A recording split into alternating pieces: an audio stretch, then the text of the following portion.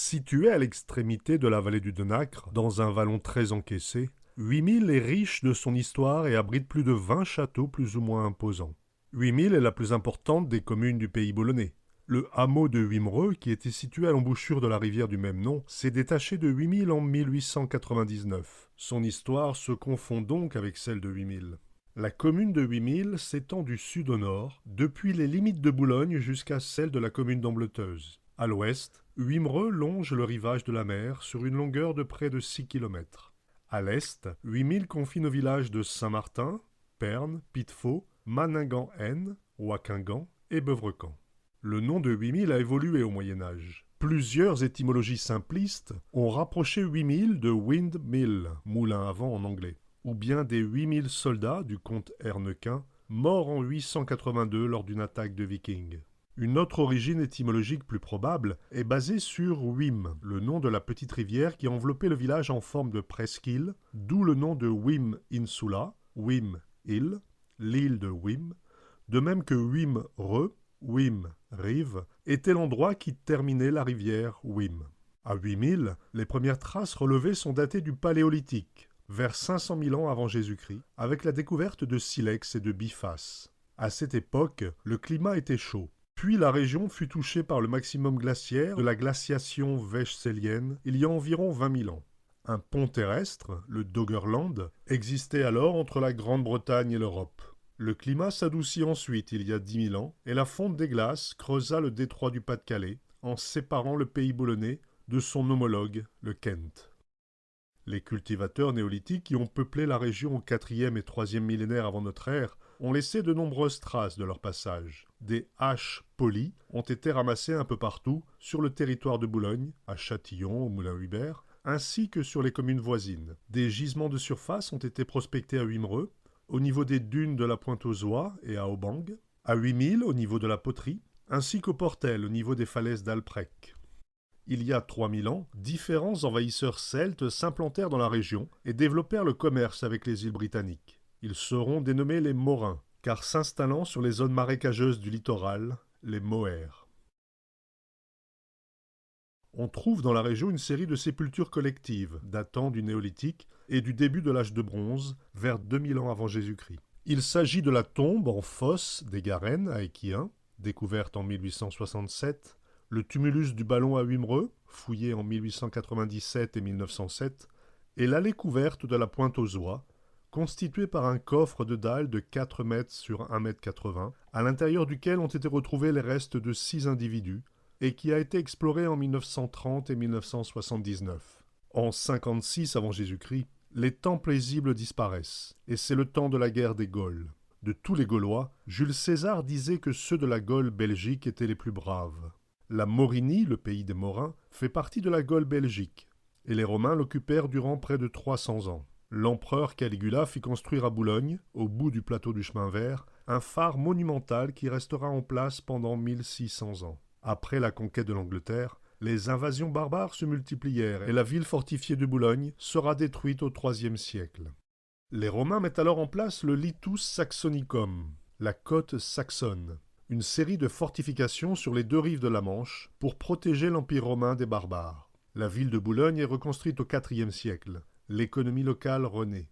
Au début du Ve siècle, les Germains envahissent à nouveau le nord de la Gaule. La plupart sont des pirates saxons qui pillent et retournent chez eux. Mais certains germaniques se sédentarisent dans le pays boulonnais. Vers 481, Clovis devient roi des Francs et unifie les territoires du nord de la France et de la Belgique, puis d'une grande majorité de la surface actuelle de la France. Les Saxons et les Francs cessent peu à peu de se battre entre eux, et pendant près de 200 ans, une paix relative s'installe dans le pays boulonnais. La dynastie mérovingienne laisse place à l'empire carolingien de Charlemagne, qui renforce à nouveau le Litus Saxonicum contre les incursions des Vikings et les nouvelles attaques des Saxons. Vers l'an 800, Charlemagne promulgue un capitulaire qui rappelle en une brève formule l'obligation de guet et de garde sur la côte. Ouachta et Warda.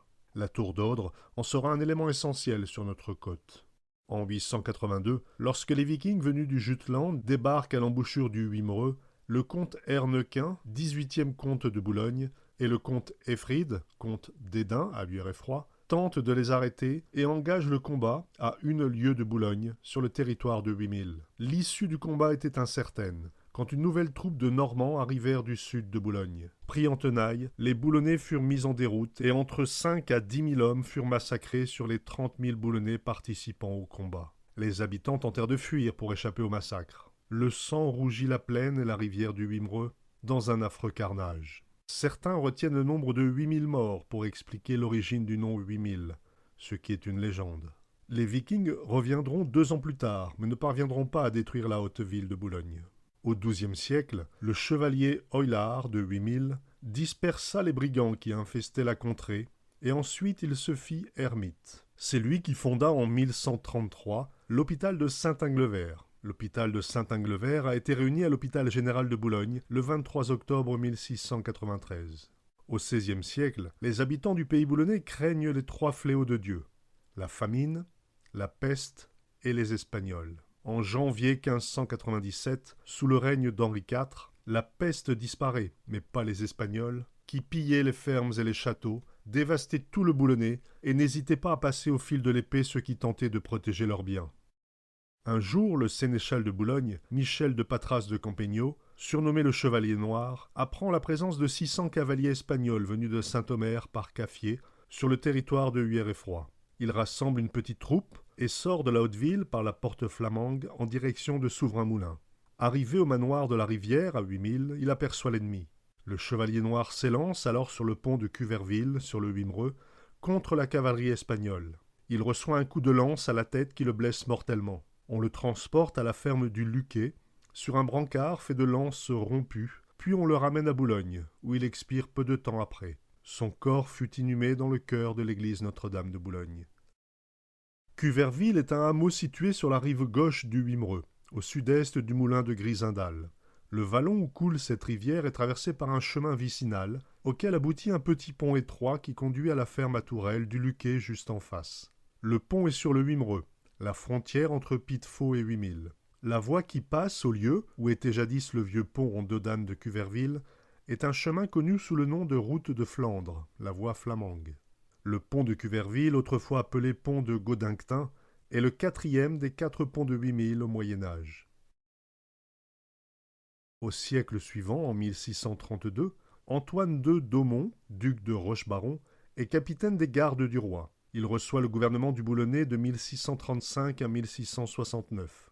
Au XVIIe siècle, l'infanterie boulonnaise doit défendre le pays boulonnais contre les Anglais d'une part et les Espagnols d'autre part. Une de ces attaques amena les ennemis en 1643 à 8000, aux portes de Boulogne, où ils manquèrent de s'emparer de l'évêque François Pérochel, qui avait pris la tête d'une procession. En 1651, Antoine II d'Aumont est nommé maréchal de France par Louis XIV. Le 24 novembre 1653, le village de 8000 est brûlé par les Espagnols, qui emportent un important butin. Antoine II d'Aumont se lance à leur trousse et permit de récupérer ce butin et de chasser la troupe ennemie. À cette époque, dans l'organisation judiciaire du comté de Boulogne, 8000 ressortissaient aux 2 bailliages de Boulogne et de Long-de-Fort, à Huère-et-Froid, et la rivière du Wimereux faisait la séparation des 2 juridictions. Aux États généraux de mars 1789, la paroisse de 8000, composée de 204 feux, était représentée par M. Fontaine de Mazingan, M. de Lattaignant, M. de Lédingan et M. Lavoine. Dans le cahier des doléances de 8000, il est demandé la suppression des chiens, excepté bien sûr pour les cultivateurs et ceux qui sont dans des maisons isolées, parce qu'ils leur sont absolument nécessaires. En 1790, on dénombre 8 moulins à 8000, 3 moulins à vent, dont un pour produire de l'huile, et 5 moulins à eau. Le XIXe siècle voit le développement du hameau de Wimereux sur la partie côtière de 8000, grâce à l'arrivée du train sur le Boulonnais. C'est d'ailleurs la voie ferrée qui marque la frontière entre 8000 et Wimereux depuis sa création en 1899. La Première Guerre mondiale accentuera le développement de Wimereux, Boulogne étant alors centrale pour l'acheminement des troupes et du matériel et le retour des morts et des blessés. De août 1917 à mai 1919, la gare de 8000 a reçu 617 trains de blessés, soit près de 1 par jour. En 1959, Charles de Gaulle écrivait dans ses mémoires, en parlant de 8000, « Que j'ai de souvenirs ici ». En effet, son grand-père maternel, Jules-Émile Maillot, avait fait construire une villa dans le bas de la rue du Mont-Gambier à 8000, où les familles Maillot et De Gaulle se retrouvèrent tous les étés au début du XXe siècle.